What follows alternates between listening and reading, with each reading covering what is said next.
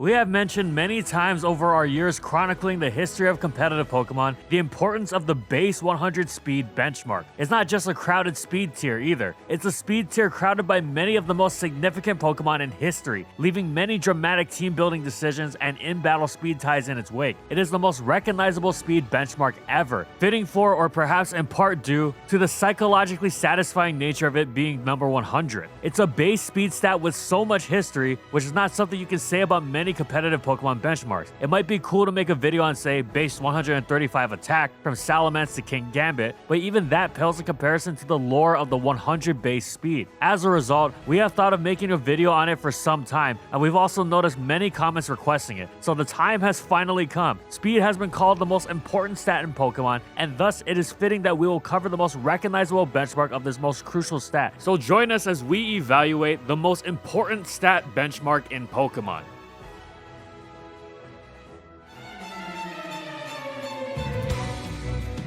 The significance of base 100 speed goes all the way back to Gen 1. Now, the speed tier wasn't exactly crowded in OU, as it only really had one Pokemon, but when that Pokemon was Zapdos, terror of terrors, it was highly significant, not just in the way you'd think. Yes, the speed stat was very helpful in helping it unleash its wickedly powerful mixed attacking onslaught, but much of RBY was quite slow, so it wasn't that impressive. Jinx at base 95 was the next fastest, but was often slept, paralyzed, or sacrificed, and thus not something Zap was going to either face or have trouble dealing with, even if slower. Then after Jinx, the next fastest targets were Cloyster and Victreebel at base 70. Meanwhile, Zapdos also employed agility to get the jump on the few Pokemon that would outrun it, and thanks to RBY's unique mechanics, not become undone by Paralysis' speed drop. The reason Zapdos' base 100 was so valued in Gen 1 as opposed to being, say, base 75, which would otherwise let it function near identically, was that base 100 bestowed upon it a massive critical hit rate over 19%, adding a major extra dimension of threat to an already frightening Pokemon.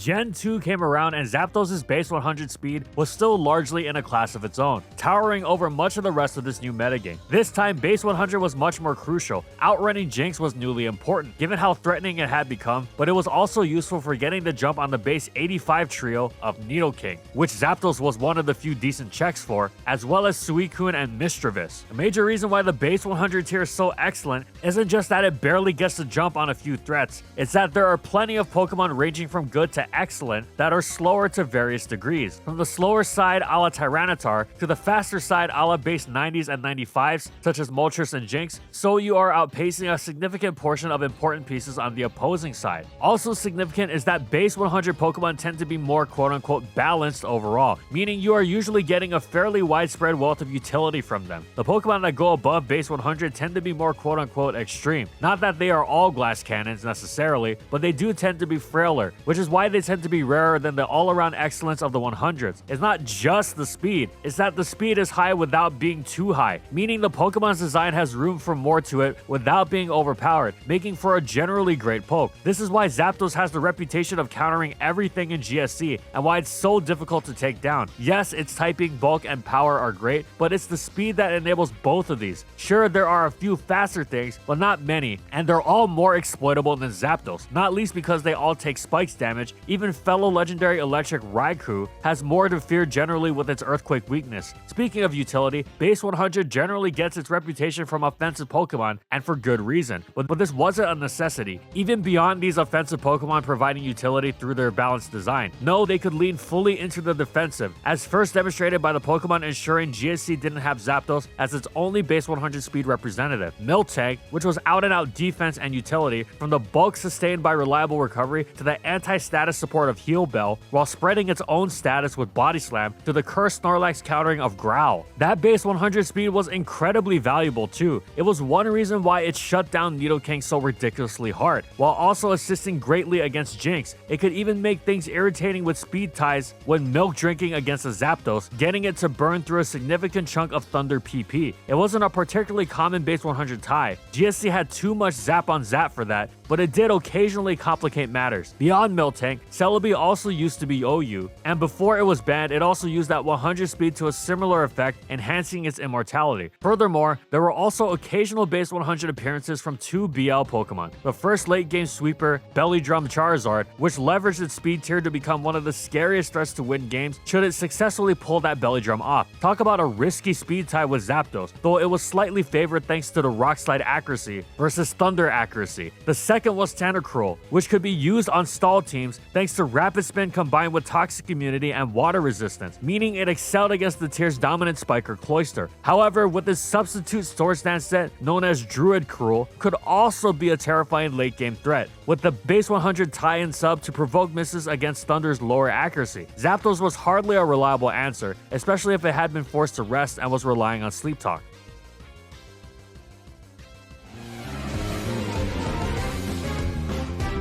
Gen 3 came around and made some major changes. First, EVs were no longer maxed out across the board. This meant if you wanted to reap the full benefits of your speedy potential, you'd have to invest in it, which would then limit how bulky or how fast you would be. No longer would you automatically outspeed something simply by having higher base speed. As a result, it would be quite common to see, for example, offensive Heracross sitting at base 85 speed, but invested in the stat, easily outspeeding defensive Celebi, which was minimally invested, tending to go just high enough to outrun max speed Tyranitar. Of course, this demonstrated how base 100 speed was still an amazing benchmark even without full investment, because Celebi could EV itself to outrun something like Tyranitar, or heck, to go even faster and outrun Adamant Heracross and modest Suicune, and still have a ton of bulk to work with. Such dynamics were critical details of metagame knowledge. One reason the damage from the ever-present Sandstorm was so important was that in a case such as that of Heracross and Celebi, it revealed which Pokemon was faster if it wasn't already known. Speaking of Adamant Heracross and modest Suicune, the EV element of the game was further complicated by the addition of natures. You can max out your speed with a neutral nature if you wanted more power, as something like a Choice Band Metagross might, or if your speed benchmark was too essential, you'd max that out instead. As in the case of Choice Band Aerodactyl, the base 100s were excellent and malleable enough to where both options were viable, depending on the needs of the team they were on. A neutral base 100 would get the job done in many cases, and in fact often opted to drop speed further since they didn't quite need max investment, although they often did stick with max to ensure they didn't get cheesed by the occasional Jolly Heracross, which they just barely outsped. However, sometimes they would require a plus speed nature, not just to get the jump on things like slow Gengar or timid Moltres and Jinx, though those were useful, but more so because they wanted to outrun other 100s that were neutral, or quite commonly, to speed tie each other at worst. This dynamic in particular became quite iconic over the generations. The base 100 influence went even above the 100s themselves. Gengar tended to EV itself just enough to outrun the positive 100s, even if it would have desperately loved to go lower so it could squeeze out more bulk. Meanwhile, Starmie and Raikou could actually afford a modest nature quite nicely because they still outsped the plus speed 100s by 1 point. Finally, what really launched base 100 into the spotlight was the addition of more excellent Pokemon to their ranks. Of course, there were familiar faces. Zapdos was back and amazing once again, while Celebi, despite a brief stint in Ubers, was a key Pokemon as well. Funnily enough, Mew was briefly tested, though nothing came of it. Charizard made a major boost from GSC. No longer just a rarely seen BL sweeper, it eventually established itself as a top-tier OU Pokemon. Joining them, though, was the titanically dangerous Jirachi, a menace even in the generation before it famously gained Iron Head, one of the scariest sweepers around with its offensive Calm Mind set, as well as the perpetually underrated Flygon itself, a significant threat. Heck, even Slack King saw occasional use, and you can bet that base 100 came in very handy for it. Mence, Flygon, Celebi, Jirachi, and Zapdos all had offensive and defensive use, meaning they switched back and forth on their natures and EV spreads depending on their set and team.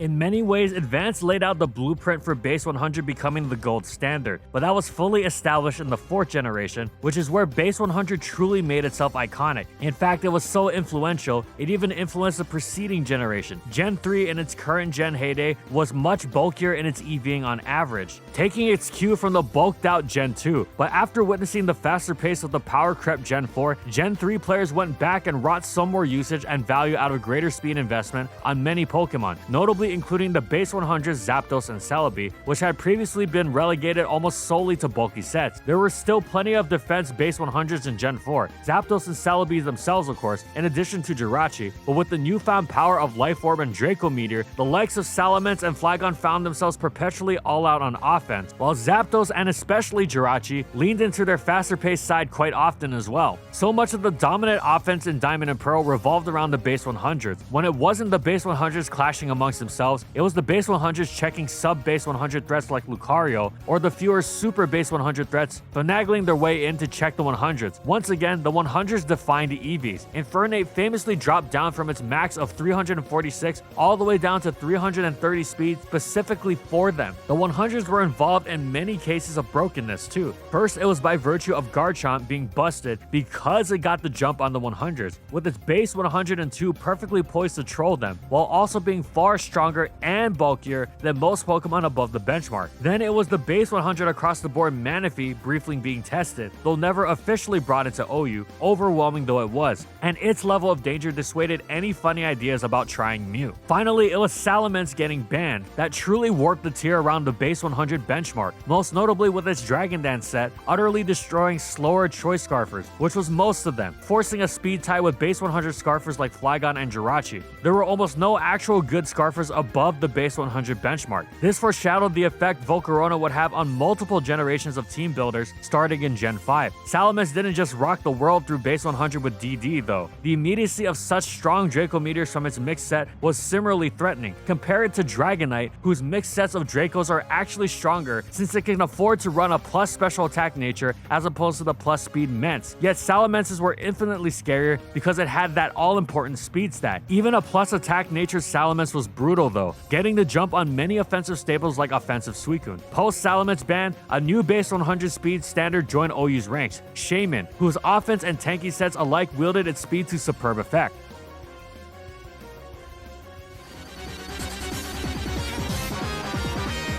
The transition from Gen 3 to 4 revolved roughly around the same set of base speed benchmarks. You had the base 100s of Zapdos, Celebi, Jirachi, Salamence, Flygon, and the Pokemon that outsped them like Gengar and Starmie. In Generation 5, the power creep involved a ramping up of the speed tier. Notably, the Swords of Justice meant there were now multiple Infernape tier speedsters running around. While Latios joined Gengar's speed tier, Thundurus and Tornadus Incarnate were even above Latios and Gengar. It didn't even have to go as far as the horses either. Chomp was back, and below Garchomp, yet still trolling the base 100s, was the base 101 Landorus Incarnate, joined in Black and White 2 by Thundurus Therian. And yet one could strongly argue that base 100 was still the standard by which these others were measured. The primary reason for this was the aforementioned Volcarona, our recent choice for the best singles fire type. If Dragon Dance Salamence had overly warped Gen 4's counterplay to it around the limiting nature of the boost to its base 100, Quiridance Volcarona took that and twisted it further into realms of the stomach-churning grotesque, one of the most controversial, difficult to answer Pokemon ever, violently difficult to deal with if your Scarfer was slower than base 100, as it was for the many relying on Landorus Therian. Of course, your Scarfer winning the base 100 speed tie wouldn't do you much good if that Scarfer was Jirachi. The popularity of Scarf Garchomp was in large part due to Volcarona, and eventually Scarf Keldeo, Latios, and even Mean Xiao joined in on the fun, although Keldeo and Latios were far less safe against Volcarona itself. It wasn't just Volcarona riding the 100 benchmark to the arguably broken bank either. At the very beginning of the generation, Manaphy did that, except it used its absurd brokenness to once again rob the bank. You didn't have to be broken to be a base 100 threat either. Salamence returned with a vengeance, especially once it gained Moxie. Dragon Dance sets were fiercely underrated, but Choice Scarf was its calling, the immediacy of its outrage taking on game-ending levels of threat. Numerous offensive Jirachi variants were tremendously difficult for many a team to handle. Nasty Plot featured heavily on Celebi and sometimes even on the newly joining Mew, though Mew was generally a beneficiary of base 100 insofar as it could run a bulky set that could easily outspeed the likes of Adamant Dragonite and Jolly Breloom, while still being incredibly difficult to wear down. Additionally, the 100's influence was witnessed in how they suppressed the danger of threats that were almost there but not quite like Hydreigon, its full destructive potential held back by its base speed sitting at a tantalizing close 98.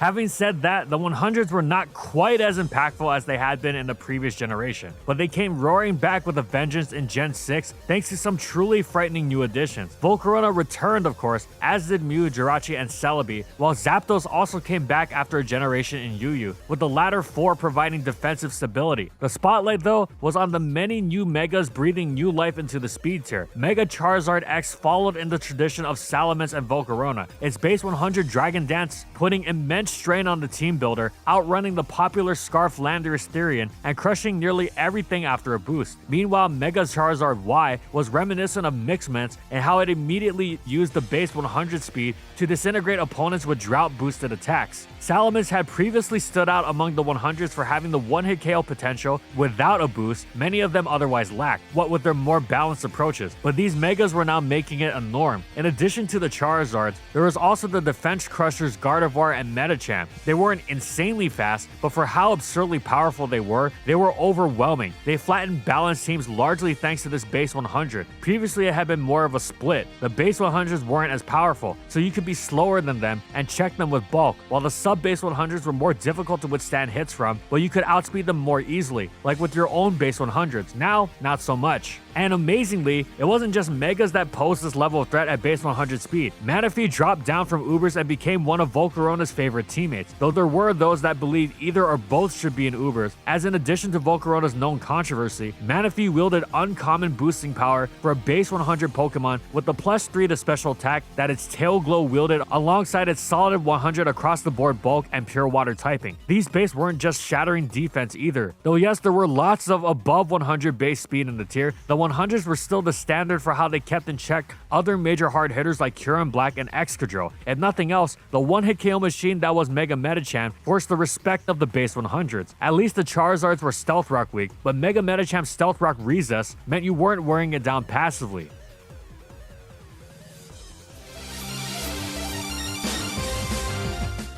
Remember how Gen 3 and 4 had largely the same cast of base 100s? Well, that's exactly what happened with Gen 6 and 7. Volcarona, Manaphy, Mega Medicham, both Mega Charizards, Jirachi, and an increased emphasis on the Kartana checking Zapdos all featured heavily in Gen 7. Additionally, there was a newfound interest in another base 100 across the board Pokemon, Victini, which also established itself as a genuine OU Pokemon. While the higher end of the metagame was increasingly speeding up, with Gen 6's Superior and Tornadus Therian now getting eclipsed by Greninja and Tapu Koko, the base 100 speed marks still remain among the most key in the tier, with an increasing number of huge threats hanging out just below them, most notably Tapu Lele, which Victini notably checked, while a massively improved Kyurem Black was also highly present, and it never had been more important to get the jump on Landorus Therian, now packing Z-moves. Just because it was easier to outspeed the 100s now didn't make them or their benchmark any less important. It wielded several of the most significant, dangerous threats in the game. As such, it was common for a base 100 to chase out that Lele, or for Volk and Zard X to once again provide their usual team builder and battle strain, taking advantage of many Scarfers, not just outrunning Landel T, but also Tapu Lele, while not being stifled by the faster Scarf Kartana.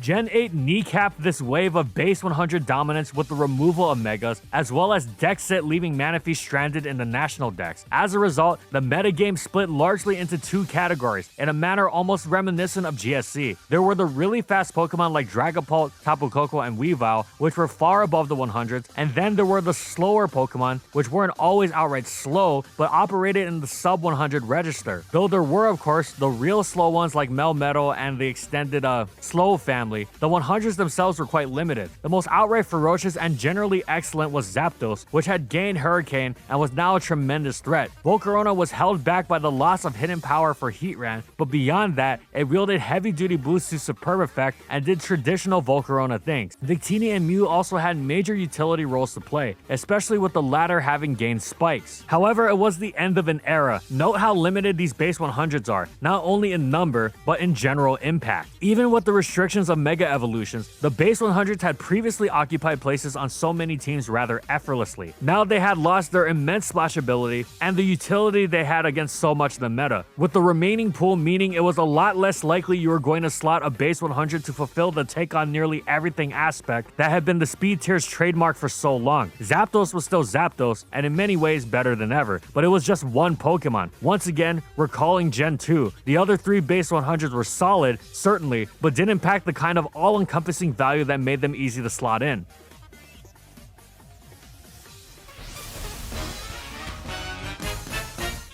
Still though, Gen 8 at least had going for it that base 100 was a good speed tier, with good Pokemon in it. It was just more limited. When Gen 9 came along though, base 100 was finally left in the dust. The divide we mentioned in Gen 8, where most of the metagame is either above or below the base 100 benchmark, has now been taken to the extreme in Gen 9. Not surprising considering how min-maxed it is, but at the time of this video, the only base 100 speed Pokemon in OU is, you guessed it, Zapdos. Reliable is holding down the fort as always, but the fact remains that a lot of OU either hovers just below the base 100 mark or far above it. Zapdos isn't the only base 100 Pokemon to be successful in Gen 9, of course. The only reason Volcarona isn't in OU is because terrestrialization finally made it too much for the tier. Furthermore, at the beginning of the generation, there were several major threats sitting at base 100, Palafin and Chi-Yu, both of which wound up being absurdly powerful for their speed tier. Though through unusual circumstances, Palafin is being suspect tested again at the time of this video. We're not sure if it'll return or not. Regardless, at the end of the day, it's just Zapdos as the last remnant of the speed tier that was so defining for so long.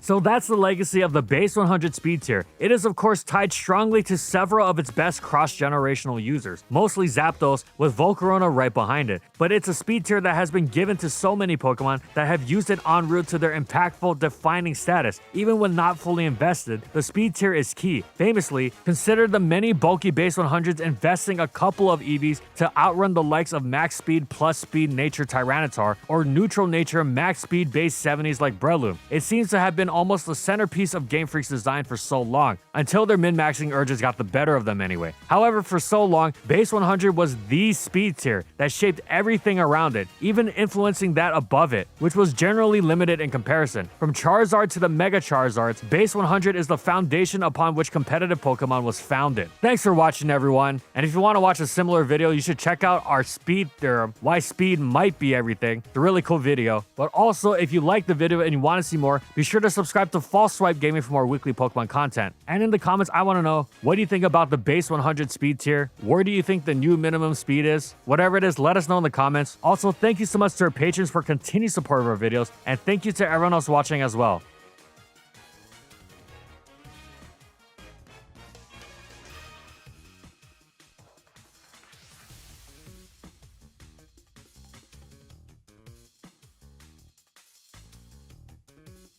And thank you so much to our platinum patrons. Thank you to Amphozenus, Alex Sable, Anthony Belval Renault, Bingleton, Daniel Isbeast, Funky, Glitcherton, Howl, Nurse Jake, Jack G, Lord of the Rabbit, Pretzel SP, Spavoon, Skylaria, Soros and Croxon, Shiwei Miji, Stoneface Colin, Kiboflu, and Quetzalcoatl Northropi for their major support of our videos. And follow my crew on these social media platforms. And that's all I got. See you next time, everyone.